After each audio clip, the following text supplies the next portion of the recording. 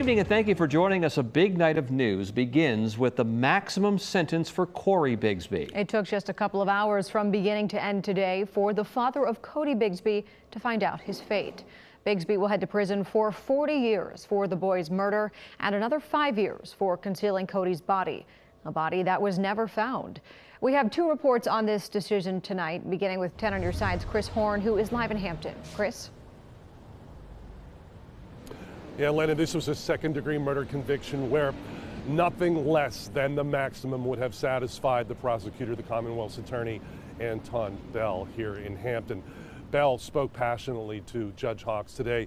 He said that because of the nature of this killing, it cried out for nothing less than the 40 years on the murder charge and an additional 5 for concealing Codi's body.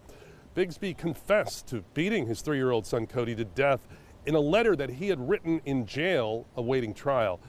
His attorney said that this trial was lost as soon as the jury was selected because it didn't have the right racial mix. That was back in March. Meanwhile, Bell says this was not a defendant who deserved mercy.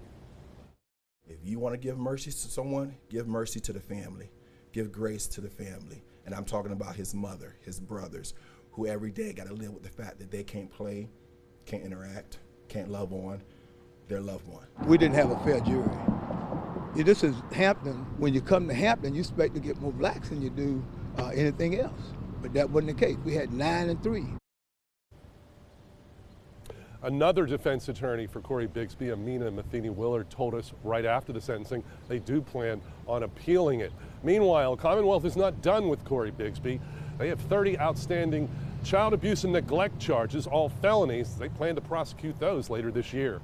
We're live in Hampton. Chris Horn, Tom, Lena, back to you. Chris, thank you. We're going to switch now to 10 on your side's Kiana Patterson. And she continues our team coverage with community reaction almost 3 years in the making. Kiana. Yeah, sadly, June 18th is the day that the Commonwealth believes Codi was beaten to death. Now it stands as a day that has brought some closure to the family that still calls him Baby Codi. In court today, Codi's mom says that she still has nightmares about the horrors her kids experienced while living with their dad. The twins are now 5 years old and her oldest son is 8. He testified to finding Codi beaten, bloodied, with his eyes still open. She says her son has been stripped of his innocence and love has played a big part in their healing because her kids missed out on that in the beginning of their lives. She says she prays Codi haunts Cory for eternity, saying he is a monster. And in her impact statement, she says Codi's murder triggered memories of physical and emotional abuse that she experienced during their toxic relationship. To me, this sentence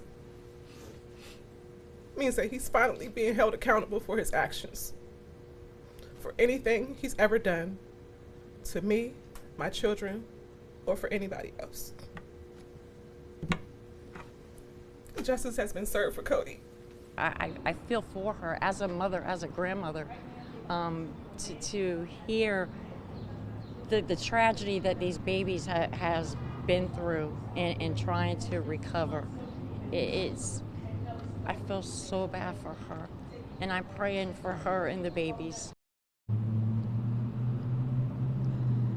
Now, the 3 surviving boys are expected to start grief counseling next week, and the Commonwealth's attorney Anton Bell says that they are helping this family as they recover with those counseling and resources to help them through this traumatic experience. You can watch the full press conference over on wavy.com.